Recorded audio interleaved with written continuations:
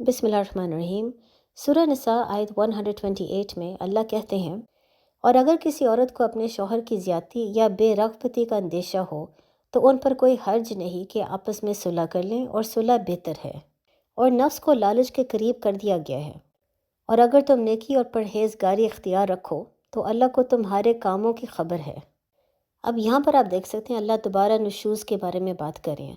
اس سے پہلے آیت 34 میں اللہ نے خاوند کے لحاظ سے بات کی تھی کہ اگر ایک خاوند کو اپنی بیوی کی طرف سے نشوز کا ڈر ہو تو اس کو کیا کرنا چاہیے۔ اس کے بعد اللہ نے بہت سی چیزوں کے بارے میں بات کی تھی، یعنی نیک اور اچھے کام کرنا، اللہ کی راہ میں جہاد کرنا، حق کے لیے آواز اٹھانا، لوگوں کے ایمان کو جج نہ کرنا، اور خبردار رہنا تاکہ شیطان انسان کو بیوقوف نہ بنا سکے۔ یہ تمام چیزیں ڈسکس کرنے کے بعد اللہ اب یہاں پر دوبارہ نشوز کا ذکر کر رہے ہیں، اور اب اللہ بیوی کے لحاظ سے بات کر رہے ہیں کہ اگر بیوی کو اپنے خاوند کی طرف سے نشوز کا خوف ہو۔ اب ظاہر ہے ہم اس میں یہ سوال پوچھ سکتے ہیں کہ اتنی آیتوں کے بعد اللہ دوبارہ نشوز کا ذکر کیوں کر رہے ہیں؟ اگر اللہ نے نشوز کا ذکر دوبارہ کرنا ہی تھا تو آیت 34 کے فوراً بعد اللہ ذکر کر سکتے تھے۔ اتنا گیپ کے بعد یہ دوبارہ شادی کا ذکر کیوں آ رہا ہے؟ اس کا جواب آپ آیت 127 میں دیکھ سکتے ہیں، جہاں پر لوگوں نے نبی محمد صلی اللہ علیہ وآلہ وسلم سے دوبارہ عورتوں کے متعلق فتویٰ مانگا، جس پر اللہ نے ان کو یہ جواب دیا کہ اللہ ان کو عورتوں کے بارے میں بتا چکے ہیں۔ اور اس کے ساتھ ساتھ اللہ دوبارہ یتیم بچیوں کا ذکر کرتے ہیں، مردوں کو خبردار کرنے کے لیے کہ ان کا حق نہ چھینا جائے۔ اگر کسی یتیم بچی سے شادی کرنی ہو تو اس کو حق میں دینا ضروری ہے۔ لیکن یہاں پر ہم یہ سوال پوچھ سکتے ہیں کہ جب عورتوں کے بارے میں اللہ نے پہلے سے اتنا کچھ سمجھا دیا تو لوگ دوبارہ عورتوں کے بارے میں کیوں پوچھ رہے تھے؟ آپ بلکہ ایسی ہی چیز سورہ بقرہ سیریز میں آپ دیکھ سکتے ہیں، جہاں پر اللہ نے بہت سی آیتوں میں صدقے کا ذکر کیا، بار بار مسلمانوں کو سمجھانے کی کوشش کی کہ صدقہ نکالا کریں۔ لیکن اتنا کچھ ذکر کرنے کے بعد لوگ بار بار صدقے کے متعلق سوال پوچھتے تھے، اور اس کی وجہ صرف یہ تھی کہ جاہلیت کے دور میں لوگ بہت زیادہ صدقہ نہیں نکالتے تھے، ان کو اتنا صدقہ نکالنے کی عادت ہی نہیں تھی۔ لہٰذا بار بار صدقے کے بارے میں پوچھنے کا مطلب یہ نہیں تھا کہ لوگوں کو صدقے کا کانسیپٹ نہیں سمجھ آ رہا تھا، ان کا مسئلہ یہ تھا کہ وہ صدقہ دینے سے گھبرا رہے تھے، اس لیے وہ نبی سے بار بار یہ سوال پوچھتے تھے کہ کتنا صدقہ دینا ضروری ہے، اور اللہ ان کو بار بار جواب دے رہے تھے۔ پھر آخر میں اللہ نے ان کو بہت سخت جواب یہ دیا کہ جو آپ کے بیسک سروائیول کے لیے ضروریات ہیں ان کو پورا کریں، اور اس کے آگے جتنا بھی ہے سب کچھ صدقے میں دے دیں۔ اب ظاہر ہے اتنا سخت جواب سننے کے بعد مسلمانوں نے پھر صدقے کے بارے میں پوچھنا بند کر دیا۔ یہی چیز اب آپ عورتوں کے بارے میں دیکھ سکتے ہیں۔ جاہلیت کے دور میں عورتوں کو حق مہر نہیں ملتا تھا، وراثت میں بھی ان کا کوئی حصہ نہیں تھا، اور خلا کا بھی کوئی کانسیپٹ ہی نہیں تھا۔ تو پھر ظاہر ہے اسلام کے آنے سے جب عورتوں کو اچانک اتنے حقوق ملنا شروع ہو گئے تو مردوں کے لیے اس کو ایکسیپٹ کرنا تھوڑا سا مشکل تھا۔ اس لیے وہ سب کچھ سن بھی رہے تھے، سمجھ بھی رہے تھے، لیکن بار بار نبی سے وہی عورتوں کے متعلق سوال بھی پوچھتے تھے۔ بلکہ یہ چیز ہم سارے بہت آسانی سے سمجھ سکتے ہیں، جب انسان نے کوئی حکم نہیں ماننا ہوتا تو وہ بار بار اس حکم کے متعلق سوال پوچھتا ہے، اس امید سے کہ ہو سکتا ہے اگر میں ایک اور دفعہ پوچھوں تو شاید اس حکم میں تھوڑی سی نرمی آ جائے۔ ہو سکتا ہے کہ لوگوں کو اندیشہ ہو کہ میرے لیے حکم پورا کرنا بہت مشکل ہے اور مجھے معافی مل جائے۔ یہی چیز آپ یہاں پر لوگوں میں دیکھ سکتے ہیں کہ وہ صدقہ اور پھر عورتوں کے بارے میں بار بار سوال پوچھ رہے تھے، اور پھر یہی وجہ ہے کہ اللہ نے پھر آیت 128 میں مردوں کو ایک بہت سخت جواب دیا، اور وہ یہ ہے کہ اللہ نے عورتوں کو سمجھا دیا کہ اگر ان کو اپنے خاوندوں کی طرف سے نشوز کا ڈر ہو، یعنی یہ ڈر ہو کہ خاوند ان کے حقوق نہیں پورے کریں گے، ان کے ساتھ ظلم اور زیادتی کریں گے، یا وہ ان کو اتنا اگنور کریں گے جیسے ان کی کوئی اہمیت ہی نہ ہو، اس صورت میں اللہ عورتوں کو یہ سمجھا رہے ہیں کہ وہ ایک سیٹلمنٹ کر لے یا ایک صلح کر لے۔ اب یہاں سے صلح سے یہ نہیں مراد کہ وہ بس کمپرومائز کر لیں، یہاں پر صلح سے یہ مراد ہے کہ بیوی خاوند کے ساتھ نیگوشیٹ کرے کہ وہ کس حد تک اپنا حق مہر واپس دینے کے لیے تیار ہے تاکہ وہ خلا لے لے، وہ آزاد ہو جائے۔ اسی لیے اللہ ساتھ ہی مردوں کو یہ خبردار کر رہے ہیں کہ ہر انسان کے اندر لالچ ہوتی ہے۔ اس وقت پر مردوں کو خبردار کیا جا رہا ہے کہ لالچ میں آ کر وہ عورتوں سے زیادہ حق مہر لینے کی کوشش نہ کرے۔ اگر ان کی بیویاں ان سے خوش نہیں ہیں اور وہ خلا چاہتی ہیں تو ان کو آسانی سے خلا لینے دیں، بہت زیادہ ان سے حق مہر مانگ کر ان کی زندگی مشکل نہ کریں۔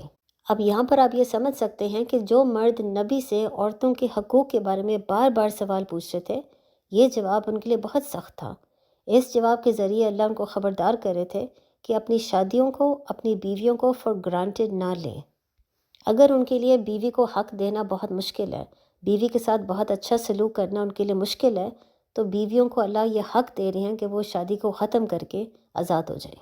بلکہ یہ کہنے سے اللہ عورتوں کو اس بات پر انکریج کر رہے ہیں کہ اگر کوئی عورت خلا لیتی ہے کیونکہ اس کے ساتھ ظلم اور زیادتی ہو رہی ہے، تو اللہ اس کے ساتھ کھڑے ہیں۔ وہ یہ نہ سوچے کہ خلا لینے کی وجہ سے اب اللہ اس سے ناراض ہیں۔ سوسائٹی اس کو اچھا سمجھے یا نہ سمجھے، اللہ اس کے ساتھ کھڑے ہیں۔ اور اس کے بعد ساتھ ہی اگلی آیت میں اللہ مردوں کو اس بات پر بھی خبردار کرتے ہیں کہ وہ اپنی بیویوں کو اگنور نہ کیا کریں، ان کو یہ فیلنگ نہ دے کہ ان کی کوئی اہمیت ہی نہیں ہے۔ اور اگر ایک مرد کی ایک سے زیادہ بیویاں ہیں اور وہ کسی ایک بیوی کو بہت زیادہ اگنور کر رہا ہے، تو اللہ اس کو خبردار کریں کہ توبہ کرو اور سیدھے راستے پہ آ جاؤ، کیونکہ بیویوں کے پاس خلا لینے کا حق ہے۔ اور پھر بجائے اس کے کہ ایک بیوی ایسی زندگی گزارے جس میں اس کا خاوند اس سے بات ہی نہیں کرتا، اس کو کسی قسم کی اہمیت نہیں دیتا، اس سے بہتر ہے وہ خلا لے اور کسی اور سے شادی کر لے۔ بلکہ ان آیتوں سے آپ کو یہ بھی بات سمجھ آئے گی کہ اسلام میں عورت کی مینٹل ہیلتھ کتنی ضروری ہے۔ اگر ایک مرد اپنی بیوی کو ایموشنلی یا فزیکلی ابیوز کر رہا ہے، یہ نشوز ہے، لیکن ساتھ ہی اگر ایک مرد اپنی بیوی کو کسی قسم کی اہمیت ہی نہیں دیتا، اس سے بات بھی نہیں کرتا، یہ بھی اتنا ہی بڑا ظلم ہے اس کے ساتھ۔ اور پھر اگر خاوند اپنے آپ کو بدلنے کی کوشش نہ کرے، تو اللہ نے عورتوں کو خلا لینے کا مشورہ اس لیے دیا ہے کیونکہ اگر ایک عورت مینٹلی سکون میں نہیں ہے تو ظاہر ہے اس کا سب سے بڑا اثر اولاد پہ آتا ہے۔ جب اللہ نے سورہ نساء کے شروع میں ہمیں سمجھا دیا ہے کہ عورت کا مین کردار یہ ہے کہ وہ گھر میں رہ کر بچوں کا خیال رکھیں۔ ایک عورت بچوں کا خیال ہی نہیں رکھ سکتی اگر مینٹلی وہ ڈسٹربڈ ہے۔ اگر میاں اس کے ساتھ ظلم اور زیادتی کرتا ہے یا کسی قسم کا اٹینشن اور محبت اس کو نہیں دیتا، تو ظاہر ہے عورت اپنا تمام فرسٹریشن اولاد پر نکالے گی، اور پھر ظاہر ہے بچوں کی زندگی برباد کرنے سے بہتر یہ ہے کہ عورت خلا لے لے۔ اگر ماں باپ الگ رہ کر بچوں کو پالے تو ان کی پرورش پھر بھی بہت اچھی ہو سکتی ہے، بجائے اس کے کہ دونوں ماں باپ کی آپس میں نہ بنتی ہو، دونوں ماں باپ ایک دوسرے سے نفرت کرتے ہوں، لیکن پھر بھی ضد میں آ کر وہ ایک ہی گھر میں رہ رہے ہیں۔ اور پھر یہ تمام باتیں ہمیں سمجھانے کے بعد اللہ آیت 135 میں ایک اور بہت خوبصورت مشورہ دیتے ہیں مرد اور عورت دونوں کو۔ اس میں اللہ یہ کہتے ہیں، اے ایمان والو، اللہ کے لیے گواہی دیتے ہوئے انصاف پر خوب قائم ہو جاؤ، چاہے تمہارے اپنے یا والدین یا رشتہ داروں کے خلاف ہی گواہی ہو۔ جس پر گواہی دو وہ غنی ہو یا فقیر، بہرحال اللہ ان کے زیادہ قریب ہے۔ تو نفس کی خواہش کے پیچھے نہ چلو کہ عدل نہ کرو۔ اگر تم ہیر پھیر کرو یا منہ پھیرو تو اللہ کو تمہارے کاموں کی خبر ہے۔ اس آیت میں آپ یہ دیکھ سکتے ہیں کہ اللہ مسلمانوں کو بار بار یہی سمجھا رہے ہیں کہ عدل کرو، کسی کے ساتھ بے انصافی نہ کرو، حق کے لیے ہمیشہ آواز اٹھاؤ۔ بلکہ آپ یہ بھی دیکھ سکتے ہیں کہ اللہ خاص ذکر کر رہے ہیں والدین کی اور رشتہ داروں کی، کہ اگر ان کے خلاف بھی بات کرنا پڑے تو ضرور بات کرو۔ اور اس کے علاوہ جب گواہی دینی ہو تو یہ نہ سوچو کہ جس کے خلاف گواہی دے رہے ہو وہ امیر ہے یا غریب۔ اس بات پر نہ ڈرو کہ وہ کل کو مجھے نقصان پہنچا سکتا ہے یا نہیں، صرف حق کی بات کرو۔ اب یہاں پر ہم یہ سوال پوچھ سکتے ہیں کہ اس سے پہلے اللہ نے بہت سی آیتوں میں حق کے بارے میں بات کی ہے، لہٰذا اللہ یہاں پر دوبارہ حق کے بارے میں بات کیوں کر رہے ہیں؟ خاص طور پر ابھی جب اللہ نے نشوز کے بارے میں ذکر کیا ہے تو اس کے فوراً بعد اللہ حق کے بارے میں بات کیوں کر رہے ہیں؟ اس کی ایک بہت بڑی وجہ یہ ہے کہ عموماً میاں بیوی کے رشتے خراب اس لیے ہوتے ہیں کیونکہ لوگوں کی انٹرفیئرنس بہت ہوتی ہے، اور لوگ سے مراد ہے ماں باپ یا رشتہ دار۔ کبھی خاوند اپنے ماں باپ کی باتیں سن کر بیوی کے خلاف ہو جاتا ہے، اور کبھی بیوی اپنے ماں باپ کی باتیں سن کر خاوند کے خلاف ہو جاتی ہیں۔ یہاں پر اللہ میاں بیوی دونوں کو خبردار کریں ہیں کہ حق کے لیے آواز اٹھائیں اور دوسروں کے باتوں میں آ کر ایک دوسرے کے ساتھ ظلم اور زیادتی نہ کریں۔ اس کے علاوہ اگر خاوند دیکھے کہ بیوی کے ساتھ ظلم ہو رہا ہے یا بیوی دیکھے کہ خاوند کے ساتھ ظلم ہو رہا ہے تو وہ اس ظلم کے خلاف ضرور آواز اٹھائیں، چاہے ان کو اپنے ماں باپ یا اپنے رشتہ داروں کے خلاف بات کرنی پڑے۔ اب ظاہرہ ہم یہ بھی جانتے ہیں کہ قرآن میں اللہ کا حکم ہے کہ ماں باپ کے ساتھ اچھا سلوک کرو، لہٰذا اگر ماں باپ ظلم اور زیادتی کر رہے ہیں اس کا یہ نہیں مطلب کہ انسان نظر انداز کر دے، کیونکہ اللہ نے حکم دے دیا ہے کہ ماں باپ کے ساتھ اچھا سلوک کرو۔ اچھا سلوک کرنے سے یہ مراد نہیں ہے کہ ماں باپ ظلم اور زیادتی کر سکتے ہیں۔ اچھا سلوک کا یہ مطلب ہے کہ اگر ماں باپ ظلم اور زیادتی کر رہے ہیں تو ان کو ایک اچھے طریقے سے سمجھانے کی کوشش کرو، لیکن سمجھاؤ ضرور۔ اس وقت انسان کے لیے یہ بہت ضروری ہے کہ ماں باپ کے ایموشنل بلیک میل میں وہ نہ آئے اور حق کی بات ضرور کرے، کسی سے نہ ڈرے سوائے اللہ۔ بلکہ اس کے علاوہ آپ یہ بھی آیت میں دیکھ سکتے ہیں کہ جہاں پر اللہ نے والدین کا ذکر کیا اور رشتہ داروں کا ذکر کیا، تو سب سے پہلے اللہ نے ہمارا ذکر کیا۔ یعنی اگر انسان کو اپنے خلاف بھی گواہی دینی پڑے تو وہ ضرور دے۔ ہر انسان اپنے اوپر انگلی اٹھانا سیکھے، اپنا ایگو ختم کرے، کیونکہ جس رشتے میں ایگو آئے گا وہ رشتہ ٹوٹ جائے گا۔ ہر انسان اپنے آپ کو کرٹیکلی ایگزامن کرنے کی کوشش کرے کہ وہ خود کہاں پر غلط ہے، اور اگر اس کو احساس ہو کہ وہ بھی غلط ہے، اس نے بھی کسی کے ساتھ زیادتی کی ہے، تو فوراً توبہ کرے اور معافی مانگے۔ اپنے خلاف بھی آواز اٹھانا بہت ضروری ہے۔ اور پھر یہ بات کہنے کے بعد اللہ مسلمانوں کو ایک اور چیز کے بارے میں خبردار کریں، اور وہ یہ ہے کہ اگر وہ حق کے لیے آواز نہیں اٹھائیں گے، اگر وہ ظلم اور زیادتی کو ختم کرنے کی نہیں کوشش کریں گے، کیونکہ وہ اللہ سے زیادہ لوگوں سے گھبراتے ہیں، تو وہ عن قریب منافقت کے راستے پر چلنا شروع ہو جائیں گے۔ یہی وجہ ہے کہ آپ دیکھ سکتے ہیں آیت 137 کے بعد اللہ منافقین کے کیریکٹرسٹکس کے بارے میں دوبارہ بات کرنا شروع کر دیتے ہیں۔ یعنی منافق کو ڈپلومیٹک ہونا بہت پسند ہے۔ وہ جس سے بھی بات کرتا ہے اس کے مطابق اپنے آپ کو مولڈ کرنے کی کوشش کرتا ہے، یعنی وہ پھر وہی باتیں کہتا ہے جو وہ جانتا ہے سامنے والا بندہ سننا چاہتا ہے۔ اس ڈپلومیٹک ہونے کی وجہ سے منافق کبھی بھی سچ نہیں بولتا، بلکہ یہی چیز اللہ آیت 141 میں سمجھا رہے ہیں کہ جب بھی منافق مسلمانوں کے پاس جاتے تھے تو اسلام کے حق میں بات کرتے تھے۔ اگر کسی جنگ میں مسلمانوں کی جیت ہوتی تو منافق فوراً ان کے پاس جا کے ان کو یاد کرواتے کہ وہ بھی امت کا حصہ ہیں، اور اسی طرح جب منافق کافروں کے پاس جاتے تو اسلام کے خلاف بات کرتے، اور اگر کافر کبھی جیت جاتے تو منافق کافروں کے پاس جا کے ان کو یاد کرواتے کہ وہ ہمیشہ کافروں کا ساتھ ہی دیتے رہے ہیں۔ اس کو ڈپلومیسی کہتے ہیں، جو بہت غلط چیز ہے، کیونکہ اس کی وجہ سے انسان کبھی سچ ہی نہیں بولتا۔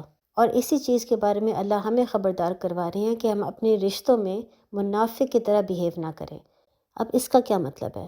مثلاً اگر ایک انسان جانتا ہے کہ اس کے ماں باپ ہمیشہ اس کی بیوی کے خلاف بات کرتے ہیں، تو پھر جان بوجھ کے ماں باپ کے ساتھ بیٹھنا اور ان کے ساتھ مل کر بیوی کے خلاف بات کرنا صرف اس لیے تاکہ ماں باپ راضی ہو جائے، ماں باپ خوش ہو جائے، یہ ڈپلومیسی ہے۔ اور پھر خاص طور پہ اس کے بعد بیوی کے پاس چلے جانا اور پھر بیوی کے ساتھ مل کر اپنے ماں باپ کے خلاف بات کرنا تاکہ بیوی خوش ہو جائے، یہ منافقت ہے۔ یہ کام کرنے سے انسان کبھی بھی عدل نہیں کر سکتا، کبھی بھی حق پر بات نہیں کر سکتا۔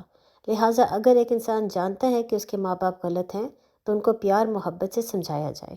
اگر ایک انسان جانتا ہے کہ اس کی بیوی غلط ہے تو اس کو پیار سے سمجھایا جائے، لیکن ہمیشہ بات کرے تو حق پر بات کرے، اور اگر ایک انسان کے لیے حق پر بات کرنا بہت مشکل ہے تو پھر وہ خاموش رہے، لیکن منافقت کے راستے پر نہ چلے۔ اور پھر آخر میں اللہ آیت 137 میں ہمیں یہی سمجھاتے ہیں کہ جو انسان منافقت کے راستے پر بار بار چلے گا، ڈپلومیسی کے راستے پر بار بار چلے گا، وہ آخرکار ہر چیز پر جھوٹ بولے گا اور اپنے تمام رشتوں میں ٹرسٹ ختم کر دے گا۔ پھر آخرکار ایک ایسا وقت آئے گا کہ اس کے اندر گلٹ ہی نہیں رہے گا، وہ بار بار جھوٹ بولے گا اور اس کو افسوس ہی نہیں ہوگا، کیونکہ تب تک منافقت کی بیماری اس کے پورے دل کو کور کر لے گی۔ اس وقت پھر انسان توبہ بھی نہیں کرتا اور اس کے ہدایت کے چانسز بھی ختم ہو جاتے ہیں۔ اور یہی بات اللہ آیت 137 میں ہمیں سمجھاتے ہیں کہ جو انسان ایمان لے آئے پھر کفر کی طرف چلے جائے، پھر ایمان لے آئے پھر کفر کی طرف چلے جائے، وہ پھر آخرکار کفر کے راستے پہ ہی چلنا شروع ہو جاتا ہے۔ السلام علیکم۔